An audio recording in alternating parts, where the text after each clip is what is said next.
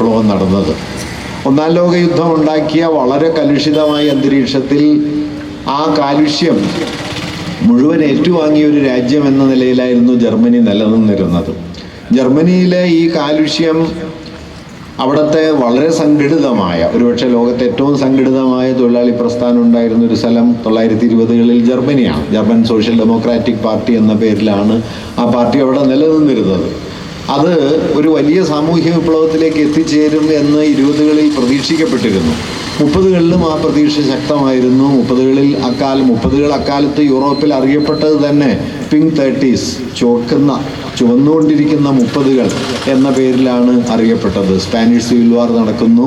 ഒന്നാം ലോക യുദ്ധം ഉണ്ടാക്കിയ കാലുഷ്യങ്ങൾ യൂറോപ്പിനെ ആകെ കലങ്ങി മറിയുന്ന സ്ഥിതിയിലേക്ക് എത്തിച്ചിരിക്കുന്നു. സോവിയറ്റ് വിപ്ലവത്തിൻ്റെ ആവേശം യൂറോപ്പിലെമ്പാടും അലയടിക്കുന്നു. ഇതെല്ലാം ചേർന്ന് യൂറോപ്പ് ഉടനെ തന്നെ വിപ്ലവപരമായൊരു വൻ പരിവർത്തനത്തിലേക്ക് കടക്കുമെന്നും അതിൻ്റെ കേന്ദ്രമായി ജർമ്മനി മാറിത്തീരുമെന്നും ഒക്കെ 20-കളുടെ അവസാനവും 30-കളുടെ തുടക്കത്തിലും ഒക്കെ പ്രതീക്ഷിക്കപ്പെട്ടിരുന്നു. പക്ഷേ 30-കളുടെ പകുതിയോടെ ഹിറ്റ്ലർ അധികാരത്തിൽ വരികയും ഫാഷിസത്തിൻ്റെ തേർവാഴ്ച ആരംഭിക്കുകയും രണ്ടാം ലോക മഹായുദ്ധത്തിലേക്ക് അത് എത്തിച്ചേരുകയും ഒക്കെയാണ് ചെയ്തത്. ഈ സന്ദർഭത്തിലാണ് ഗ്രാംഷി ജയിലിൽ കിടന്ന് പ്രത്യേക പഠനമൊന്നും കൂടാതെ തൻ്റെ സ്വന്തം ബോധ്യങ്ങൾ വെച്ചും തൻ്റെ ആ ധൈഷണികതയെ മുൻനിർത്തിയും ധാരാളം ആലോചനകൾ നടത്തുകയും അതിലൂടെ ഫാഷിസത്തിൻ്റെ രൂപപ്പെടലിനെ അടക്കം വിശദീകരിക്കാൻ പോന്ന വലിയ അന്വേഷണങ്ങൾക്ക് തുടക്കം കുറിക്കുകയും ചെയ്തത്. അദ്ദേഹത്തിൻ്റെ ജയിൽ കുറിപ്പുകൾ, പ്രിസൺ നോട്ട് ബുക്സ് എന്ന പേരിൽ പ്രസിദ്ധമായ പഠനങ്ങളിൽ അദ്ദേഹം ഇക്കാര്യമൊക്കെ സമഗ്രമായി വിശദീകരിച്ചിട്ടുണ്ട്. ഞാൻ അതാകമാനം ഇവിടെ പറയാൻ മുതിരുന്നില്ല. അദ്ദേഹം പറഞ്ഞൊരു കാര്യം, ഭൗതികമായ ജീവിത പരിസരങ്ങളിൽ ഉണ്ടാകുന്ന മാറ്റം കൊണ്ട് മാത്രമല്ല, ജനങ്ങളുടെ അവബോധത്തെ സ്വാധീനിക്കാനും നിയന്ത്രിക്കാനും കഴിയുക എന്നത് സാമൂഹ്യ പരിവർത്തനത്തെ സംബന്ധിച്ച് സുപ്രധാനമായൊരു കാര്യമാണ്.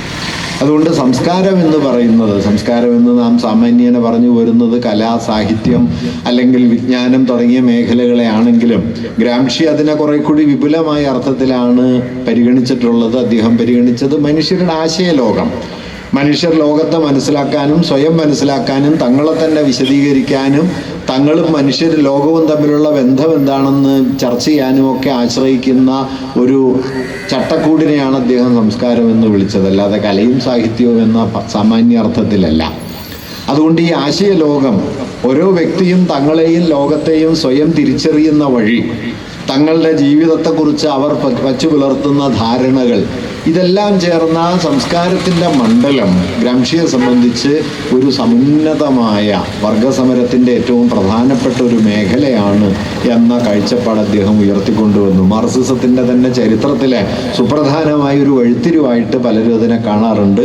ഗ്രാംഷി മുമ്പോട്ട് വെച്ച വീക്ഷണത്തെ കൾച്ചറൽ മാർക്സിസം എന്നുമൊക്കെ ചിലർ വിശേഷിപ്പിച്ചു പോരുന്നുണ്ട്. സംസ്കാരം എന്ന് പറയുന്നത് അക്കാലം വരെ മനസ്സിലാക്കപ്പെട്ടിരുന്നത് പോലെ സാമൂഹ്യ ഉൽപാദനത്തിൻ്റെ ഒരു ഉപരിതലമായി ഒരു അനുബന്ധ മേഖലയായിട്ടല്ല കാണേണ്ടതെന്നും ചിലപ്പോഴൊക്കെ അതിന് സുപ്രധാനമായ സാമൂഹിക സ്വാധീനം കൈവരുമെന്നും ഉള്ള വലിയ ഊന്നൽ ഗ്രാംഷിയുടെ ആലോചനകളിൽ നിന്ന് ലോകമെമ്പാടുമുള്ള മാർക്സിസ്റ്റുകൾ സ്വീകരിച്ച പ്രധാനപ്പെട്ട ആശയങ്ങളിലൊന്നാണ് ഇത്. ഒരുപക്ഷെ ഇപ്പോൾ ഇവിടെ അധ്യക്ഷ പ്രസംഗത്തിൽ സഖാവ് സൂചിപ്പിച്ചതുപോലെ പ്രധാനപ്പെട്ട ഒരു കാര്യം, നമ്മുടെ ഇന്ത്യയെ സംബന്ധിച്ച് ഇന്ന് സംസ്കാരം എന്ന് പറയുന്നത് വാസ്തവത്തിൽ ഇന്ത്യയിൽ ഫാഷിസത്തിൻ്റെ ഏറ്റവും പ്രധാനപ്പെട്ട സ്രോതസ്സാണ്. നിങ്ങൾ ശ്രദ്ധിച്ചാൽ കാണാൻ പറ്റും, ഇന്ത്യയിൽ ഹിന്ദുത്വ രാഷ്ട്രീയം വേരാഴ്ത്തി നിൽക്കുന്നത് അല്ലെങ്കിൽ നിലനിന്നു പോരുന്നത് അതിൻ്റെ രാഷ്ട്രീയ രൂപങ്ങളിലോ അതിൻ്റെ സംഘടനാ ബലങ്ങളിലോ മാത്രമായിട്ടല്ല. രാഷ്ട്രീയമായി പരാജയപ്പെട്ടപ്പോഴും ഹിന്ദുത്വം ഇന്ത്യയിൽ പരാജയപ്പെട്ടിട്ടില്ല എന്ന കാര്യം നമ്മൾ മറന്നുകൊള്ളാം. 1984 നടന്ന തെരഞ്ഞെടുപ്പിൽ BJP അഖിലേന്ത്യാ തലത്തിൽ 2 സീറ്റിലാണ് ജയിച്ചത്. 2 സീറ്റാണ് അന്ന് BJPക്ക് ഉണ്ടായിരുന്നത്. അതിൻ്റെ അർത്ഥം BJPക്കോ ഹിന്ദുത്വത്തിനോ ഒരു സ്വാധീനവും ഇന്ത്യയിൽ ഇല്ലായിരുന്നു 1984 എന്നല്ല. മറിച്ച് ഹിന്ദുത്വത്തിൻ്റെ അടിസ്ഥാനപരമായ രാഷ്ട്രീയ വേര് രാഷ്ട്രീയ സംഘടനയിലോ BJP പോലുള്ള രാഷ്ട്രീയ പ്രസ്ഥാനങ്ങളിലോ അതിൻ്റെ ഭിന്നമായ മറ്റു തരം ആവിഷ്കാരങ്ങളിൽ വളരെ അക്രമോത്സുകമായി പ്രവർത്തിക്കുന്ന ബജറംഗ് ദൾ പോലെയോ അല്ലെങ്കിൽ വിശ്വ ഹിന്ദു പരിഷത്ത് പോലെയോ ഒക്കെയുള്ള സംഘടനകളിലൊന്നുമല്ല. അതിൻ്റെ വേര് കിടക്കുന്നത് ഇന്ത്യ എന്നാൽ എന്താണ് എന്ന ചോദ്യത്തിന് പല കാലങ്ങൾ കൊണ്ട് വികസിച്ചു വന്ന രൂപപ്പെട്ടു വന്ന ചില ഉത്തരങ്ങളിലാണ്. ലളിതമായി പറഞ്ഞാൽ ഇന്ത്യയുടെ ഭൂതകാലത്തെയും ഇന്ത്യയുടെ ചരിത്രത്തെയും കുറിച്ചുള്ള ധാരണകളിലാണ് വാസ്തവത്തിൽ ഇന്ത്യൻ ഫാഷിസത്തിൻ്റെ വേരുകൾ. അവിടെ ചെന്ന് തൊടാതെ വാസ്തവത്തിൽ നമുക്ക് ഇതിനെ ആഴത്തിൽ മറികടക്കാനായിട്ട് കഴിയില്ല. തെരഞ്ഞെടുപ്പ് വിജയങ്ങളോ പരാജയങ്ങളോ കൊണ്ട് ഇല്ലാതാക്കാൻ കഴിയാത്ത മട്ടിൽ ഇന്ത്യയുടെ ഭൂതകാലം വളരെ കൂടുതൽ ഹിന്ദുത്വത്തിൻ്റെ ആശയസ്രോതസ്സായി നിലനിൽക്കുന്നുണ്ട് എന്നതാണ് വസ്തുത. ഇത് എത്രത്തോളം നമുക്ക് വെല്ലുവിളിക്കാൻ കഴിയും, ഇതിനെ എത്രത്തോളം മറികടക്കാൻ കഴിയും എന്നത് വാസ്തവത്തിൽ നമ്മെ സംബന്ധിച്ച് വെറുമൊരു വൈജ്ഞാനിക പ്രശ്നമല്ല.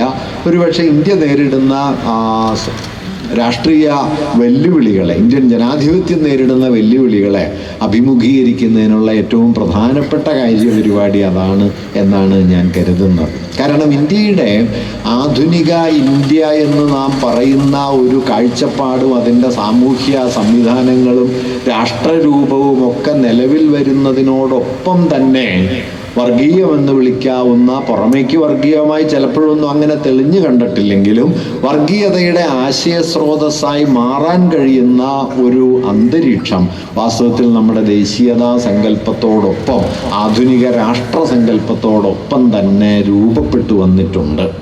അത് വേണ്ട അളവിൽ അക്കാലത്തോ ഏതെങ്കിലും ഒരു കാലത്ത് തിരിച്ചറിയപ്പെട്ടോ എന്നതും സംശയമാണ്. കാരണം ഇപ്പോൾ 19-ാം നൂറ്റാണ്ടിൻ്റെ അവസാന ദശകങ്ങളിൽ ഇന്ത്യൻ ദേശീയത ഒരു പ്രധാനപ്പെട്ട രാഷ്ട്രീയ ആശയമായി രൂപപ്പെടുന്ന ഘട്ടത്തിൽ തന്നെ ആ ദേശീയതാ സങ്കല്പം മതവുമായി കെട്ടുപിണയാൻ തുടങ്ങുന്നുണ്ട്. ഇപ്പോൾ ബങ്കിംചന്ദ്ര ചാറ്റർജിയെ പോലുള്ള അക്കാലത്തെ വലിയ എഴുത്തുകാർ, അവരാണ് ഇന്ത്യൻ ദേശീയതയുടെ പ്രതീക ഗാനമായി മാറിയ വന്ദേമാതരമൊക്കെ എഴുതുകയും ആനന്ദമഠം എന്ന നോവൽ എഴുതുകയും അത് ഇന്ത്യൻ ദേശീയതയുടെ ഒരു സാംസ്കാരിക നിക്ഷേപമായി വലിയ തോതിൽ കൊണ്ടാടപ്പെടുകയും ചെയ്തു. ആ കൃതി മുതൽക്ക് ഇങ്ങോട്ട് ഏതാണ്ട് 1920-കൾ വരെയുള്ള ഒരു 3-3.5 പതിറ്റാണ്ട് കാലത്തെ ഇന്ത്യൻ ദേശീയതയുടെ ഭാവന അടിസ്ഥാനപരമായി മതപരമായിരുന്നു. നമ്മളത് അങ്ങനെയൊന്നും തിരിച്ചറിയാറില്ല. ഇപ്പോൾ ബാലഗംഗാധര തിലകനെ പോലെ ഒരാൾ എടുത്താൽ തിലകൻ അടിസ്ഥാനപരമായി എല്ലാ തരത്തിലുള്ള നവോത്ഥാന ശ്രമങ്ങൾക്കും പരിഷ്കരണ ശ്രമങ്ങൾക്കും എതിരായിരുന്നു.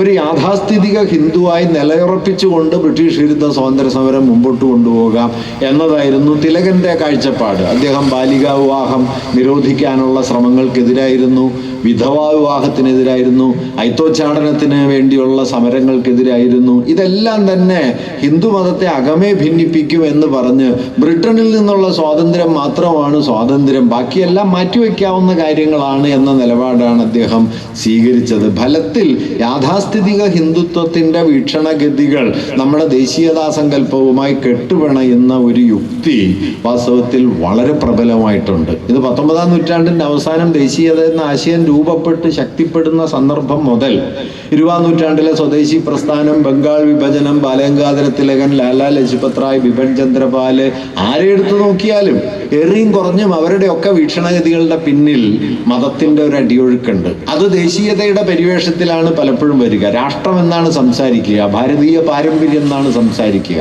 വാസ്തവത്തിൽ ഇത്തരം പദാവലികൾക്കൊക്കെ തന്നെ വലിയ അപകടം ഒരു നിലയ്ക്കുണ്ട്. കാരണം ഭാരതീയ പാരമ്പര്യം എന്ന് പറയുന്ന സമയത്ത് സംശയരഹിതമായിട്ടും അതിൽ നിരവധി മതങ്ങളുണ്ട്. പല കാലങ്ങളിൽ ഒഴുകിക്കൂടിയ ആശയങ്ങളും സാംസ്കാരിക സ്വാധീനങ്ങളും ഒക്കെയുണ്ട്. ഹിന്ദുസ്ഥാനി സംഗീതം എന്ന് പറയുന്നത് ഇന്ത്യയിൽ രൂപപ്പെട്ട പ്രധാനപ്പെട്ട ഒരു സാംസ്കാരിക പാരമ്പര്യമാണ്. അത് പേർഷ്യൻ പാരമ്പര്യത്തിൽ നിന്നുണ്ടായി വന്നതാണ്. അതിൻ്റെ മുഴുവൻ കഥയൊന്നും പറയാൻ ഇപ്പം നമുക്ക് സമയമില്ലാത്തതുകൊണ്ട് ഞാൻ അതിലേക്ക് കടക്കുന്നില്ല. അത് ഏത് ഘടകമെടുത്ത് നോക്കിയാലും ഇപ്പം കേസരി ബാലകൃഷ്ണപിള്ള കേരളത്തിലെ കളമെഴുത്തിനെ കുറിച്ച് പറയുന്ന സമയത്ത് മനോഹരമായൊരു നിരീക്ഷണം നടത്തുന്നത് കളമെഴുത്തിൽ തെളിയുന്ന രേഖാചിത്ര സമ്പ്രദായം, അതിൻ്റെ രേഖാ സമ്പ്രദായം പ്രാചീന പേർഷ്യൻ ഭൂഭാഗ ചിത്രങ്ങളിൽ നിന്നാണ് ഇവിടേക്ക് വന്നത് എന്ന് അദ്ദേഹം പറയുന്നുണ്ട്. പേർഷ്യൻ ഭൂഭാഗ ചിത്രങ്ങൾ പേർഷ്യൻ സ്വാധീനം വഴി ഉത്തരഭാരതത്തിലേക്ക് വരികയും അത് അജന്തയിലെ ചിത്രകലാ ശൈലിയായി തീരുകയും അത് പിന്നീട് കൈമാറി നമ്മുടെ ഈ മേഖലകളിലൊക്കെയുള്ള ചുമർചിത്രങ്ങളിൽ അതിൻ്റെ സ്വാധീനം വരികയും അത് കളമെഴുത്തിലേക്ക് സംക്രമിക്കുകയും ചെയ്തതിനെക്കുറിച്ച് കേസരി വിസ്തരിച്ച് എഴുതിയിട്ടുണ്ട്.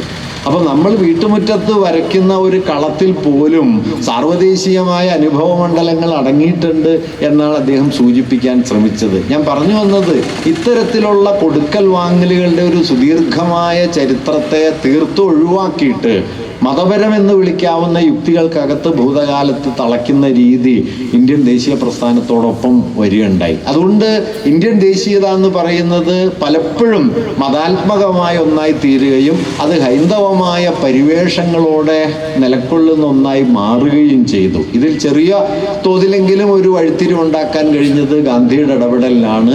1920-കൾ മുതൽ ഗാന്ധി ദേശീയ പ്രസ്ഥാനത്തിൽ എത്തുന്നതോടെ മതം എന്നതിനെ അകമേ പൊളിച്ചു പണിയാനുള്ള ഒരു ശ്രമം, മതത്തെ ഉപേക്ഷിക്കാൻ എന്ന് പറഞ്ഞുകൂടാ, പക്ഷെ ഔപചാരിക മതത്തിനപ്പുറത്തേക്ക് മതത്തെ കൊണ്ടുപോകാനുള്ള വലിയ ചില ശ്രമങ്ങൾ ഗാന്ധിയുടെ കാലത്ത് 20-കൾ മുതൽ ഒരു കാൽനൂറ്റാണ്ട് കാലം ഇവിടെ ഉണ്ടായിരുന്നു. അങ്ങനെയാണ് നമ്മുടെ ദേശീയതയ്ക്ക് പരിമിതമെങ്കിലുമായ ഒരു മതനിരപേക്ഷ ഉള്ളടക്കം അക്കാലത്ത് കൈവന്നത്.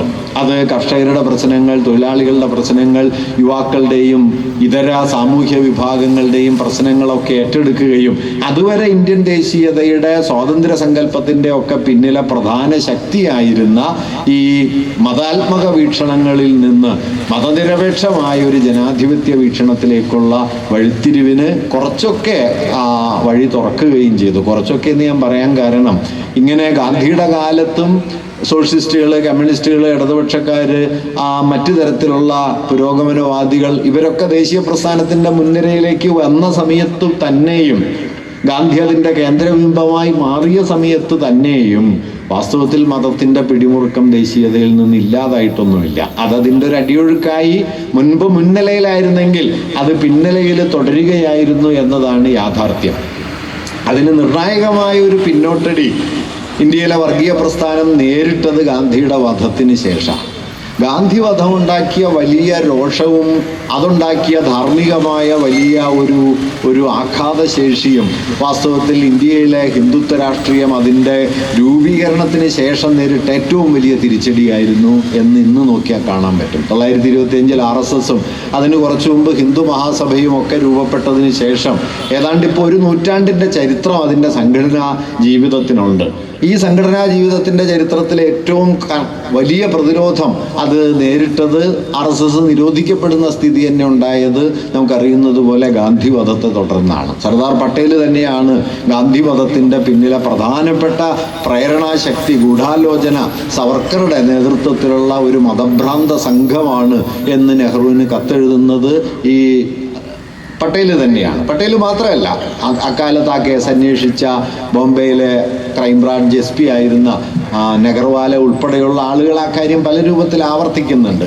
അങ്ങനെ ഗാന്ധി വധം ഉണ്ടാക്കിയ ഒരു ധാർമ്മികമായ വലിയ ഒരു സ്വാധീനം ഹൈന്ദവ വർഗീയതയെ കുറച്ചു കാലമെങ്കിലും പുറകോട്ടടിച്ചു എന്നത് ശരിയാണെങ്കിലും 1975-ലെ അടിയന്തരാവസ്ഥയോടെ വാസ്തവത്തിൽ ഹിന്ദുത്വ രാഷ്ട്രീയത്തിന് വീണ്ടും സാമൂഹ്യമായ സ്വീകാര്യത കൈവരുന്ന ഒരു സ്ഥിതി ഉണ്ടാവുകയും ചെയ്തു. വാസ്തവത്തിൽ അടിയന്തരാവസ്ഥയുടെ ദീർഘകാല ഫലം എന്ന് പറയുന്നത് ഇന്ത്യൻ ദേശീയതയിൽ നിന്ന് വലിയ തോതിൽ പിൻവാങ്ങി നിന്ന ഹൈന്ദവ രാഷ്ട്രീയത്തെ, മതവർഗീയ രാഷ്ട്രീയത്തെ മുന്നോട്ട് കൊണ്ടുവരുന്നതിനുള്ള ഒരു ചവിട്ടുപടിയായി അത് മാറി എന്നതാണ്. അക്കാലത്ത് തന്നെ ഈ കാര്യം സൂചിപ്പിച്ചിരുന്ന അപൂർവ ആളുകളുണ്ട്. അതിലൊരാൾ NV കൃഷ്ണവാര്യരാണ്. NV കൃഷ്ണവാര്യർ അക്കാലത്ത് ഈ കാര്യം പറയുന്നുണ്ട്. RSSന്റെ ഈ അടിയന്തരാവസ്ഥക്കെതിരായ സമരത്തിൻ്റെ മറയിലൂടെ എങ്ങനെയാണ് ഹിന്ദുത്വം ഉണർന്നു വരുന്നത് എന്നതിനെക്കുറിച്ചുള്ള വിമർശനങ്ങൾ അക്കാലത്ത് തന്നെ NV സൂചിപ്പിക്കുന്നുണ്ട്. ഞാൻ പറഞ്ഞു വന്നത്, അതിങ്ങനെ അടിയന്തരാവസ്ഥ അതിൻ്റെ ഇമ്മീഡിയറ്റായ സന്ദർഭത്തിൽ തൊട്ടടുത്ത് അത് നടക്കുന്ന കാലത്ത് ജനാധിപത്യ കശാപ്പും സ്വാതന്ത്ര്യത്തിന് വേണ്ടി പ്രവർത്തിക്കുന്ന ആളുകളുടെ, കമ്മ്യൂണിസ്റ്റുകാരുടെ ഒക്കെ വേട്ടയുമായിട്ടാണ് മാറിയതെങ്കിൽ ദീർഘകാല അടിസ്ഥാനത്തിൽ അടിയന്തരാവസ്ഥ 2.5 കൊല്ലം കഴിഞ്ഞപ്പോൾ അവസാനിച്ചു. പക്ഷേ അതിൻ്റെ ദീർഘകാല ഫലം എന്തെന്ന് വെച്ച് കഴിഞ്ഞാൽ ഹിന്ദുത്വ വർഗീയതയ്ക്ക് സാമൂഹികമായ സ്വീകാര്യത നൽകുന്ന മട്ടിൽ ഒരു കാൽനൂറ്റാണ്ടിലധികം കാലം പിൻവാങ്ങി നിന്ന അതിൻ്റെ സംഘടനാ രൂപങ്ങൾ സാമൂഹികമായ ഒരു വിമോചക പരിവേഷം ആർജിച്ച് സമൂഹത്തിൽ ഇടപെടാൻ തുടങ്ങുകയും തൊട്ടു പിന്നാലെ ബാബറി മസ്ജിദ് തുറന്നു കൊടുക്കുന്ന സ്ഥിതി ഉണ്ടാവുകയും ബാബറി മസ്ജിദ് തകർക്കപ്പെടുന്ന സ്ഥിതി ഉണ്ടാവുകയും പടിപടിയായി ഹിന്ദുത്വത്തിൻ്റെ വലിയ തോതിലുള്ള മുന്നേറ്റത്തിന് അത് കാരണമാവുകയും ചെയ്തത് നമുക്ക് കാണാൻ പറ്റും. ഞാൻ പറഞ്ഞു വന്നത്, ഇങ്ങനെ ഇവിടെയൊക്കെ നോക്കിയാൽ നിങ്ങൾക്ക് കാണാൻ പറ്റും, ഇവിടെയൊക്കെ ഹിന്ദുത്വ രാഷ്ട്രീയം അടിസ്ഥാനപരമായി ആശ്രയിക്കുന്നത് ഏതെങ്കിലും സാമൂഹിക പ്രശ്നങ്ങളെ മുൻനിർത്തിയോ ഏതെങ്കിലും ഭൗതിക പ്രശ്നങ്ങളെ മുൻനിർത്തിയോ ഉള്ള സമരങ്ങളെക്കാൾ വിശ്വാസത്തെയും ആചാരങ്ങളെയും അതിനെ മുൻനിർത്തുന്ന ലോകബോധം ആശയബോധത്തെയും ഒക്കെയാണ് അതിൻ്റെ കേന്ദ്രമാക്കി അത് മാറ്റിയിട്ടുള്ളത്. അങ്ങനെ സംസ്കാരമെന്നോ ആശയലോകമെന്നോ പറയാവുന്ന ഒന്ന് വാസ്തവത്തിൽ ഭൗതിക രാഷ്ട്രീയ പ്രയോഗങ്ങളെക്കാൾ പ്രാബല്യമുള്ള സ്വാധീന ശക്തിയുള്ള രാഷ്ട്രീയ മേഖലകളായി പരിണമിക്കുന്നത് നമുക്ക് കേരളത്തിൽ, ഇന്ത്യയിൽ കഴിഞ്ഞ അരനൂറ്റാണ്ടിൻ്റെ ചരിത്രത്തിൽ എത്രയെങ്കിലും വ്യക്തമായിട്ട് നമുക്ക് കാണാൻ പറ്റും. അതല്ലാതെ പ്രത്യേകിച്ച് ഇന്ത്യയിലെ ദാരിദ്ര്യ നിർമ്മാർജ്ജനത്തിന് വേണ്ടിയിട്ടോ തൊഴിലില്ലായ്മ പരിഹരിക്കുന്നതിന് വേണ്ടിയിട്ടോ കാർഷിക വികസനത്തിന് വേണ്ടിയിട്ടോ വ്യവസായമടക്കമുള്ള ഉൽപ്പാദന മേഖലകളുടെ നവീകരണത്തിന് വേണ്ടിയിട്ടോ അങ്ങനെ ഏതെങ്കിലും തരത്തിലുള്ളൊരു കാര്യപരിപാടി മുന്നോട്ട് വെച്ച് ആ കാര്യപരിപാടിയെ മുൻനിർത്തുന്ന ഒരു സാമൂഹിക പിന്തുണയല്ല നമുക്ക് ഹിന്ദുത്വത്തിൻ്റെ വളർച്ചയിൽ കാണാൻ കഴിയുക.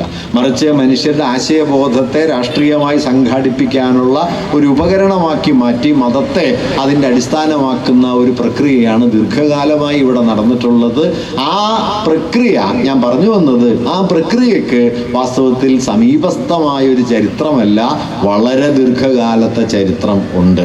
അത് ഇന്ത്യൻ ദേശീയത എന്ന് വിളിക്കുന്ന വ്യവഹാരവുമായി കെട്ടുപിണഞ്ഞാണ് വളർന്നു വന്നിട്ടുള്ളത് എന്നതാണ് നാം കാണേണ്ടത്. ഇത് എത്രത്തോളം നമുക്ക് തിരുത്താൻ കഴിയും? ഇന്ത്യൻ ദേശീയതയുടെ ചരിത്രം വിശദമായിട്ട് പരിശോധിച്ച ആളുകളിൽ ചിലർ എങ്ങനെയാണ് ഇന്ത്യയുടെ പാരമ്പര്യ ബോധം അതിൽ തന്നെ വർഗീയമായി തീർന്നത് എന്ന് ചൂണ്ടിക്കാണിക്കുന്നുണ്ട്. ഞാൻ അതിൻ്റെ വിശദാംശങ്ങൾ പറയാതെ സംഗ്രഹിച്ച് പറയാം. അമർത്യാസൻ അദ്ദേഹത്തിൻ്റെ പ്രധാനപ്പെട്ട കൃതികളിൽ ഒന്നിൽ എന്താണ് ഇന്ത്യൻ പാരമ്പര്യ സങ്കല്പത്തിൻ്റെ മൗലികമായ തകരാറ് എന്നതിനെക്കുറിച്ച് പരിശോധിച്ചുകൊണ്ട് അദ്ദേഹം പറയുന്ന കാര്യം, നമ്മുടെ ആധുനിക രാഷ്ട്രത്തിലെ പ്രബലമായി വന്ന പാരമ്പര്യ സങ്കല്പം, ഇന്ത്യൻ ട്രഡീഷൻ എന്നൊക്കെ നാം പറയുന്ന, ഭാരതീയ പാരമ്പര്യം എന്നൊക്കെ കനത്തിൽ പറയുന്ന ആ സങ്കല്പം, അമർത്യാസൻ പറയുക 3 തരത്തിലുള്ള ഒഴിവാക്കലുകളുണ്ട് അതിനകത്ത് എന്ന് അദ്ദേഹം പറയും. 3 തരത്തിലുള്ള എക്സ്ക്ലൂഷൻസ്, പുറന്തള്ളലുകളുണ്ട്. ഒന്ന്, ബ്രാഹ്മണേതരമായ മതപാരമ്പര്യങ്ങളെ മുഴുവൻ പുറന്തള്ളി. ഇന്ത്യൻ പാരമ്പര്യം എന്ന് പറയുന്ന സമയത്ത് നമുക്ക് ഉപനിഷത്തുകളുടെ നാടാണ് ഇന്ത്യ എന്ന് പറയാനോ വേദങ്ങളുടെ നാടാണ് ഇന്ത്യ എന്ന് പറയാനോ തോന്നുന്ന അളവിൽ ബുദ്ധൻ്റെ നാടാണ് ഇന്ത്യ എന്നോ ബുദ്ധ പാരമ്പര്യമാണ് ഇന്ത്യയുടേതെന്നോ പറയാൻ തോന്നാറില്ല. വാസ്തവത്തിൽ വൈദിക മതം, വേദങ്ങളും ഉപനിഷത്തുകളും ബ്രാഹ്മണങ്ങളും ഒക്കെ ചേരുന്ന അതിൻ്റെ ആശയമണ്ഡലം ഇന്ത്യൻ ജനതയെ സ്വാധീനിച്ചതിൻ്റെ 1000 മടങ്ങ് ബുദ്ധമതം ഇന്ത്യയെ സ്വാധീനിച്ചിട്ടുണ്ട്. കീഴ്ത്തട്ട് വരെ നമ്മുടെ ഗ്രാമാന്തരങ്ങളിൽ, നമ്മുടെ പള്ളിക്കൂടം എന്ന വാക്കിൽ, നമ്മുടെ ശരണം വിളികളിൽ ഒക്കെ ബുദ്ധൻ ഇങ്ങനെ അലിഞ്ഞു കിടപ്പുണ്ട്. കീഴ്ത്തട്ട് ജീവിതത്തിലേക്ക് നോക്കിക്കഴിഞ്ഞാൽ ബ്രാഹ്മണ മതമോ വൈദിക സാഹിത്യമോ ഇന്ത്യൻ ജീവിതത്തിൽ ചെലുത്തിയ സ്വാധീനത്തിൻ്റെ എത്രയോ മടങ്ങാണ് ബൗദ്ധ പാരമ്പര്യത്തിൻ്റെ ഇപ്പോഴും അവശേഷിക്കുന്ന തുടർച്ചകൾ.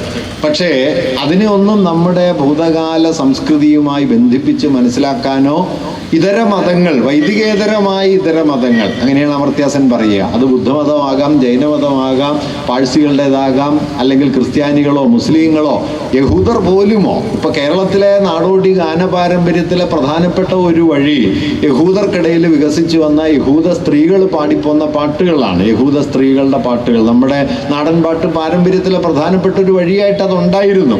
പക്ഷെ അതൊന്നും കേരളത്തെക്കുറിച്ചുള്ള നമ്മുടെ ഓർമ്മകളിലേ ഉണ്ടാവില്ല. കേരള സംഗീതം എന്ന് പറഞ്ഞ് നാം സോപാന സംഗീതത്തെ ഏറ്റെടുക്കുന്ന സമയത്ത് മാപ്പിളപ്പാട്ട് പോലെയോ യഹൂദ സ്ത്രീകളുടെ ഗാനപാരമ്പര്യം പോലെയോ ഒക്കെയുള്ള പാട്ട് പാരമ്പര്യങ്ങൾ കേരളീയതയുടെ ഈ പരിഗണനാ മണ്ഡലത്തിൽ വരില്ല.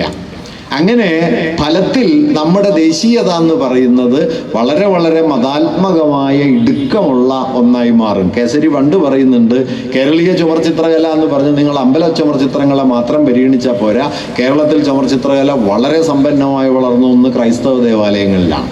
പ്രത്യേകിച്ചും കോട്ടയത്തെയും അങ്കമാലിയിലെയും ഒക്കെ ക്രൈസ്തവ ദേവാലയങ്ങളിൽ വലിയ തോതിൽ ചുമർചിത്രകലാ പാരമ്പര്യമുണ്ട്. അത് കാണാതെ അമ്പലചിത്രങ്ങളെ മാത്രം ചുമർചിത്രങ്ങളായി പരിഗണിക്കുന്ന തിരുവിതാംകൂർ ഗവൺമെൻറ്റിൻ്റെ സങ്കുചിത വീക്ഷണം അവസാനിപ്പിക്കണം എന്ന് 1930കളിൽ കേസരി എഴുതിയിട്ടുണ്ട്. വാസ്തവത്തിൽ ആ വീക്ഷണഗതിയിലൊന്നും ഇപ്പോഴും യാതൊരു വ്യത്യാസവും ഇല്ല എന്നതാണ് വസ്തുത. ഇങ്ങനെ അമർത്യാസൻ പറഞ്ഞത് എത്രയെങ്കിലും വിശദീകരിക്കാം. ഞാനതിനെ സംഗ്രഹിച്ച് പറയുകയാണ്. വൈദികേതരമായ മതപാരമ്പര്യങ്ങളെ, വൈദികേതരം എന്ന് ഞാൻ പറയുന്നത് ഹൈന്ദവം എന്ന പേരൊക്കെ വളരെ പിൽക്കാലത്ത് 19ാം നൂറ്റാണ്ടോടെ ഉറച്ചതാണ്. അതിനെല്ലാം മുമ്പ് ഇത് ബ്രാഹ്മണ മതമെന്നോ വൈദിക മതമെന്നോ വിളിക്കാവുന്ന ഒരു മതം മാത്രമാണ്, അല്ലാതെ ഇന്ന് കാണുന്ന ഹിന്ദു മതമൊന്നുമല്ല. ഏതായാലും ആ മതപാരമ്പര്യത്തിന് പുറത്തുള്ള ഇതര പാരമ്പര്യങ്ങളെ ഒന്നുകിൽ മാർജിനലായിട്ട് കാണുക, പാർശ്വസ്ഥാനങ്ങളിൽ കാണുക, അല്ലെങ്കിൽ വൈദേശിക മതങ്ങൾ എന്നെല്ലാമുള്ള നിലയിൽ പരിഗണിക്കുക. ഇപ്പോൾ സുപ്രീം കോടതിയിൽ ഒരു കേസ് നടക്കുന്നുണ്ട്. ഇന്ത്യയിലെ അധിനിവേശം ആരംഭിക്കുന്നത് പ്ലാസി യുദ്ധത്തോടെയല്ല, അല്ലെങ്കിൽ 47 ഓഗസ്റ്റ് 15 എന്നുള്ള കട്ട് ഓഫ് ഡേറ്റ്, അതായത് ഇന്ത്യയിൽ ഇന്ന് നിലനിൽക്കുന്ന ആരാധനാലയങ്ങളൊക്കെ 47 ഓഗസ്റ്റ് 15 എങ്ങനെയായിരുന്നോ അതുപോലെ തന്നെ സംരക്ഷിക്കപ്പെടണമെന്ന് പാർലമെന്റ് 91 ബാബറി ഇഷ്യൂ നടക്കുന്ന സമയത്തൊരു നിയമം പാസ്സാക്കിയിട്ടുണ്ട്. ആ നിയമം നിൽക്കെ തന്നെയാണ് ഗ്യാൻവാപി പള്ളി കുഴിച്ചു നോക്കാനായിട്ട് സുപ്രീം കോടതി അടക്കം സമ്മതിച്ചത്. അത് വേറെ കാര്യം. നിയമത്തിനെതിരായിട്ട് തന്നെയുള്ള വിധിയാണ് വാസ്തവത്തിൽ ഗ്യാൻവാപി പള്ളിയുടെ കാര്യത്തിലൊക്കെ വന്നത്. ഈ 47 ഓഗസ്റ്റ് 15 ആയിട്ടല്ല, മറിച്ച് ഡൽഹി സുൽത്താനേറ്റ് സ്ഥാപിക്കപ്പെട്ട 12ാം നൂറ്റാണ്ട് മുതൽ അധിനിവേശത്തിന്റെ കാലമായി കാണണം എന്ന നിലയിലുള്ളൊരു കേസും ഇപ്പോൾ നടന്നു വരുന്നുണ്ട്. ഞാൻ പറഞ്ഞു വന്നത് എന്താണെന്ന് വെച്ച് കഴിഞ്ഞാൽ, ഇങ്ങനെ വിപുലമായ നമ്മുടെ സാംസ്കാരിക ഭൂതകാലത്തിലെ കൊടുക്കൽ വാങ്ങലുകളെ മുഴുവൻ തമസ്കരിച്ചുകൊണ്ട് മിക്കവാറും ബ്രാഹ്മണ മതത്തെ ഏകപക്ഷീയമായ ഒരു ഭൂതകാല പാരമ്പര്യമായി കാണുന്ന ഒരു ഒഴിച്ചു നിർത്തൽ മറ്റെല്ലാത്തിൻ്റെയും.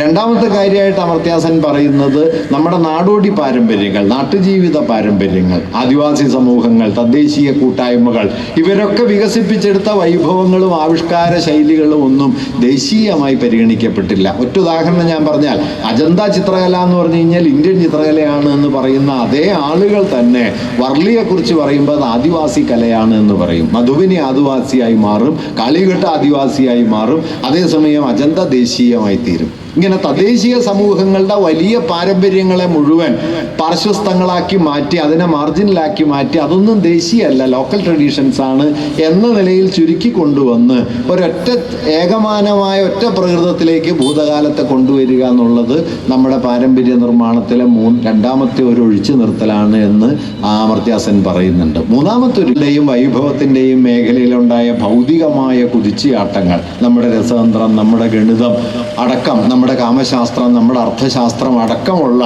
ഭൗതിക വിജ്ഞാനത്തിൻ്റെ, ഭൗതികവാദമല്ല, ലോകായുധവും ചാർവാകവും ഒക്കെ പോലുള്ള ഭൗതികവാദ രീതിയല്ല, ഭൗതിക വിജ്ഞാനത്തിൻ്റെ എത്രയോ വിശിഷ്ട മേഖലകളിൽ വലിയ തോതിലുള്ള ഭൗതിക വിജ്ഞാനം ഇന്ത്യ രൂപപ്പെടുത്തിയെടുത്തിരുന്നു. അതിനെ ഒന്നും ഇന്ത്യൻ പാരമ്പര്യത്തിൻ്റെ പ്രബലമായ അടിസ്ഥാനങ്ങളായി കാണാതെ വേദോപനിഷത്തുകളെയും ബ്രാഹ്മണ്യത്തിൻ്റെ കർമ്മശാസ്ത്രത്തെയും ഒക്കെ ദേശീയ പാരമ്പര്യമാക്കുകയും ഇതൊക്കെ അതാതെടുത്ത് ഇപ്പോൾ കേരളത്തിലുണ്ടായിട്ടുള്ള വാസ്തുകല, നമ്മുടെ മനുഷ്യാലയ യന്ത്രിക പോലുള്ള കെട്ടിട നിർമ്മാണത്തിൻ്റെ സമ്പ്രദായങ്ങൾ, അല്ലെങ്കിൽ ആരോഗ്യപരിപാലനത്തെ സംബന്ധിച്ചുണ്ടായ, ഗജശാസ്ത്രത്തെ സംബന്ധിച്ചുണ്ടായ, വൃക്ഷായുർവേദത്തെക്കുറിച്ചുണ്ടായ ഇത്തരത്തിലുള്ള ഭൗതിക വിജ്ഞാനത്തിൻ്റെ അതിബൃഹത്തായ പാരമ്പര്യം, ലോകത്ത് ആദ്യമായി ലൈംഗിക വിജ്ഞാനം ഒരു വിജ്ഞാന മേഖലയായി മാറുന്നത് ഇന്ത്യയിലാണ്. അത് ഏതാണ്ട് ക്രിസ്തു പുതുവർഷം ഒരു 2ാം നൂറ്റാണ്ട് മുതൽ 9ാം നൂറ്റാണ്ട് വരെ 700-800 കൊല്ലക്കാലം ഇന്ത്യയിൽ സെക്സോളജി എന്ന് പറയുന്നത് വളരെ പ്രധാനപ്പെട്ട ഒരു വിജ്ഞാന മേഖലയായിട്ട് നിലനിൽക്കുന്നുണ്ട്. ഒരു വലിയ ഡിസ്കോഴ്സ് ഉണ്ട്. ആ ഡിസ്കോഴ്സിലെ മേജർ ടെക്സ്റ്റാണ് കാമസൂത്രം. അത് ഒറ്റക്കൊരു പുസ്തകമല്ല, വലിയ പരമ്പര ആ പുസ്തകങ്ങൾക്ക് മുന്നിലും പിന്നിലും ഉണ്ട്. പിന്നീട് ഒരു ലൈംഗിക ശാസ്ത്ര ഗ്രന്ഥം നമ്മൾ കാണുന്ന അറേബ്യയിലാണ്. അത് 13ാം നൂറ്റാണ്ടൊക്കെ ആയി. പെർഫ്യൂംഡ് ഗാർഡൻ എന്ന പേരിൽ പ്രസിദ്ധീകരിക്കപ്പെട്ട ആ ഗ്രന്ഥം, സുഗന്ധോദ്യാനം. അപ്പം ഇങ്ങനെ അർത്ഥശാസ്ത്രം പോലൊരു കൃതി, വലിയ പോളിറ്റിയെക്കുറിച്ചുള്ള, രാഷ്ട്രമീമാംസയെക്കുറിച്ചുള്ള വലിയ ഗ്രന്ഥമായിരുന്നു അത്. ഇങ്ങനെ ഭൗതിക വിജ്ഞാനത്തിൻ്റെ മേഖലകളിൽ ഇന്ത്യ ഉണ്ടാക്കിയെടുത്ത അറിവുകളെയും അതിൻ്റെ ആവിഷ്കാരങ്ങളെയും ദേശീയ പാരമ്പര്യം എന്ന നിലയിൽ പരിഗണിക്കാൻ നമുക്ക് കഴിഞ്ഞില്ല. പകരം ഉപനിഷത്തുകൾ, വേദങ്ങൾ, വേദേതിഹാസങ്ങൾ, സാഹിത്യകൃതികൾ, കാളിദാസൻ പ്രധാനിയായി തീരുകയും കൗടല്യൻ എന്ന് പറയുന്നത് ആ പ്രാധാന്യം ഇല്ലാത്ത ഒരാളായി തീരുകയും, അല്ലെങ്കിൽ വേദം പ്രധാനമായി തീരുകയും കാമശാസ്ത്ര അപ്രസക്തമായി തീരുകയും ചെയ്യുന്നു എന്ന സ്ഥിതി വന്നു. ഫലത്തിൽ എന്തു പറ്റിയെന്ന് വെച്ച് കഴിഞ്ഞാൽ, വൈദികേതരമായ എല്ലാ തരത്തിലുള്ള ആവിഷ്കാരങ്ങളെയും അറിവുകളെയും ജീവിതക്രമങ്ങളെയും ദേശീയമെന്ന സങ്കല്പത്തിൽ നിന്ന് പതിയെ പതിയെ ഒഴിച്ചു നിർത്തുന്ന ഒരു വളരെ ഇടുങ്ങിയ ഒരു യുക്തി നമ്മുടെ പാരമ്പര്യ ഭാവനയിലും ദേശീയതാ ഭാവനയിലും കയറിക്കൂടുന്നതിന് ഇത് കാരണമായി. ഈ ദേശീയ ഭാവനയാണ് വാസ്തവത്തിൽ ഹിന്ദുത്വത്തിൻ്റെ ആശയസ്രോതസ്സുകളിൽ പ്രധാനമായി തീർന്നത്. അതുകൊണ്ട് ഇന്ത്യയുടെ ഭൂതകാലത്തെക്കുറിച്ച് സംസാരിക്കുന്ന സമയത്ത് അത് തങ്ങൾക്ക് അവകാശപ്പെട്ടതാണ് എന്ന നിലയിൽ സംസാരിക്കാൻ ഹൈന്ദവ വർഗീയതയ്ക്ക് കഴിയുന്നത് സാംസ്കാരിക ഭൂതകാലത്തിൻ്റെ വൈവിധ്യങ്ങളെ, സാംസ്കാരിക ഭൂതകാലത്തിൻ്റെ ബഹുത്വത്തെ, അതിലുള്ള കൊടുക്കൽ വാങ്ങലുകളെ സ്വാഭാവികമായി ഉയർത്തിക്കൊണ്ടുവരാനായിട്ട് നമ്മുടെ ഭൂതകാല ധാരണയ്ക്ക് കഴിഞ്ഞില്ല എന്നുള്ളതാണ്. ഞാൻ നേരത്തെ പറഞ്ഞതുപോലെ കേസരി ചൂണ്ടിക്കാണിക്കുന്ന നമ്മുടെ കളമെഴുത്തിൽ പേർഷ്യൻ രചനാ സമ്പ്രദായത്തിൻ്റെ സ്വാധീനമുണ്ട് എന്ന് ഉറച്ചു കഴിഞ്ഞാൽ പിന്നെ കളമെഴുത്തിനെ കൊണ്ടുപോയി നിങ്ങൾക്ക് മതത്തിൻ്റെ അകത്ത് കെട്ടാൻ പറ്റില്ല. ഓരോന്നിനെയും അങ്ങനെ എത്രയോ തരത്തിലുള്ള ഉദാഹരണങ്ങൾ സാധ്യമാണ്. വാസ്തവത്തിൽ നമ്മുടെ ഓണത്തിന് നമ്മൾ ഉണ്ടാക്കുന്ന ഓണപ്പടവ് എന്ന് പറയുന്നത് മധ്യേഷ്യയിൽ ഒരു ഘട്ടത്തിൽ വികസിച്ചു വന്ന ശവകുടീര സ്മാരകങ്ങളുടെ ഒരു മിനിയേച്ചറാണ്, സിഗറാത്തുകളുടെ മിനിയേച്ചറാണ് എന്ന് എൻ വി കൃഷ്ണവാര്യർ എഴുതുന്നുണ്ട്. അത് യൂഫട്ടീസിലോ ടൈഗ്രീസിൻ്റെ തീരങ്ങളിൽ സുമേറിയൻ നാഗരികതയിൽ വികസിച്ചു വന്ന ഒരു തരത്തിലുള്ള നിർമ്മാണ രീതിയുടെ മരണാനന്തര സ്മാരകങ്ങളുടെ ഒരു ലഘുരൂപമാണ് നമ്മുടെ തിരുവോണനാളിലെ ഓണപ്പടവുകൾ എന്ന് അദ്ദേഹം വിസ്തരിച്ച് പ്രതിപാദിക്കുന്നുണ്ട്. ഇത്തരത്തിലുള്ള അറിവുകളെ നമ്മുടെ പൊതുബോധത്തിലേക്ക് ഒരിക്കലും നമുക്ക് സന്നിവേശിപ്പിക്കാൻ കഴിഞ്ഞില്ല. പകരം ഇതിനെയെല്ലാം ഇടുക്കത്തിൽ കാണുന്ന, ഇതിലെല്ലാം അടങ്ങിയിട്ടുള്ള പങ്കുവയ്പ്പുകളെ മറച്ചു വെക്കുന്ന, ഇതിനെയെല്ലാം തീർത്തും തദ്ദേശീയവും താന്താങ്ങളുടേതു മാത്രവുമായി കാണുന്ന സംസ്കാര സങ്കല്പത്തിൻ്റെ ഇടുക്കം ഇന്ത്യൻ ഭൂതകാലത്തെ സംബന്ധിച്ച് വളരെ ശക്തമായിട്ടുണ്ട്. ഇന്ത്യൻ ദേശീയതയും ആധുനികതയുടെ വളർച്ചയും അത്തരത്തിലൊരു ഇടുങ്ങിയ ഭൂതകാലത്തെയാണ് ഉറപ്പിച്ചെടുത്തത്. ഈ ഇടുക്കതായിത്തീരുമെന്നത് ഹൈന്ദവർഗീയവാദികൾ സമർത്ഥമായി ഉണ്ടാക്കിയെടുത്ത ഒരു പൊളിറ്റിക്കൽ പെർസ്പെക്റ്റീവാണ്. കാരണം ഇന്ത്യൻ ഭൂതകാലം, അതിൻ്റെ സാംസ്കാരിക ലോകം എന്ന് പറയുന്നത് മതാത്മകമാണ് എന്ന ധാരണയ്ക്ക് ആഴത്തിൽ വേരുണ്ട്. ആ വേര് വാസ്തവത്തിൽ ഇന്ത്യ ചരിത്രത്തിൽ അതിൻ്റെ ആധുനിക ഘട്ടത്തിൽ കഴിഞ്ഞൊരു 150 കൊല്ലത്തിനിടയ്ക്ക് നിർണായകമായ വെല്ലുവിളിക്കപ്പെട്ട സന്ദർഭങ്ങൾ കുറവാണ്. ആ കുറവിലാണ് വാസ്തവത്തിൽ നമ്മുടെ വർഗീയ രാഷ്ട്രീയം വേരാഴ്ത്തി നിൽക്കുന്നത്. അതുകൊണ്ട് വർഗീയതയ്ക്കെതിരായ നമ്മുടെ സമരത്തെ സംബന്ധിച്ച് ഒരുപക്ഷെ ഇന്ത്യയുടെ ജനാധിപത്യത്തെയും ഇന്ത്യയുടെ ബഹുസ്വര സംസ്കാരത്തെയും ഇന്ത്യയുടെ മതനിരപേക്ഷതയെയും ഒക്കെ സംരക്ഷിക്കുന്നതിനായുള്ള സമരത്തിലെ ഏറ്റവും നിർണായകമായ സ്ഥാനങ്ങളിലൊന്ന് നമ്മുടെ ഭൂതകാലത്തിൻ്റെ മതനിരപേക്ഷവൽക്കരണമാണ്. സംസ്കാരത്തിൻ്റെ മേഖലയിൽ നടക്കുന്ന വലിയ അഴിച്ചുപണികളാണ്. അതുകൊണ്ട് തന്നെ സംസ്കാരം എന്നത് ഒരു സെമിനാർ വിഷയം എന്നതിനേക്കാൾ ഒരുപക്ഷെ ഇന്നത്തെ ഇന്ത്യയുടെ രാഷ്ട്രീയ ചരിത്രത്തിലെ ഏറ്റവും സുപ്രധാനമായ സമരമേഖലകളിൽ ഒന്നായിട്ട് മാറിക്കഴിഞ്ഞിട്ടുണ്ട്. അത് അർഹിക്കുന്ന ഗൗരവത്തോടെ ആ സമരത്തെ മുമ്പോട്ട് കൊണ്ടുപോകാൻ നമുക്ക് കഴിയുന്നുണ്ടോ എന്ന് ചോദിച്ചാൽ വ്യക്തിപരമായി ഇല്ല എന്ന് കരുതുന്ന ഒരാളാണ് ഞാൻ. കാരണം നമ്മൾ ഈ സമരങ്ങളെയൊക്കെ ഒരു അനുബന്ധ പരിപാടിയുടെ തലത്തിനപ്പുറത്തേക്ക് ഒരു കേന്ദ്ര രാഷ്ട്രീയ പ്രശ്നം എന്ന നിലയിലേക്ക്, ഞാൻ നേരത്തെ പറഞ്ഞല്ലോ, ഒരു കർഷക സമരം നടത്തിയിട്ടല്ല, ഒരു കൂലിക്കൂടുതലിന് വേണ്ടിയിട്ടുള്ള സമരം നടത്തിയിട്ടില്ല, വ്യാവസായിക വികസനം ഉണ്ടാക്കിയിട്ടല്ല, കാർഷിക വളർച്ചയ്ക്ക് വേണ്ടി ശ്രമിച്ചിട്ടല്ല, അങ്ങനെ എന്തെങ്കിലും ഭൗതിക മാറ്റങ്ങളുടെ ബലത്തിലല്ല ഹിന്ദുത്വം നിൽക്കുന്നത്. അത് ആശയങ്ങളെ മുൻനിർത്തുന്ന രാഷ്ട്രീയ സംഘാടനത്തിൻ്റെ മണ്ഡലത്തിലാണ്. ഈ മണ്ഡലത്തെ ആ നിലയിൽ തന്നെ പ്രതിരോധിക്കുന്നതിന് വേണ്ടിയുള്ള വലിയ ശ്രമങ്ങൾ ഒരുപക്ഷെ മറ്റേതൊരു കാലത്തെക്കാളും കൂടുതൽ ഇന്ന് ആവശ്യമുണ്ട്. ആ ശ്രമങ്ങൾ കൂടുതൽ ഫലപ്രദമായി ഏറ്റെടുക്കാൻ ഇത്തരം ആലോചനകൾ നമുക്ക് പ്രചോദനമാകണം എന്നൊരാശയം മാത്രമാണ് നിങ്ങളോട് ഞാനിപ്പോൾ പങ്കുവെക്കാൻ മുതിരുന്നത്. ഇത് നിങ്ങളുടെ ശ്രദ്ധയിൽപ്പെടുത്തിക്കൊണ്ട് ഞാൻ എൻ്റെ വാക്കുകൾ അവസാനിപ്പിക്കുന്നു. അഭിവാദം.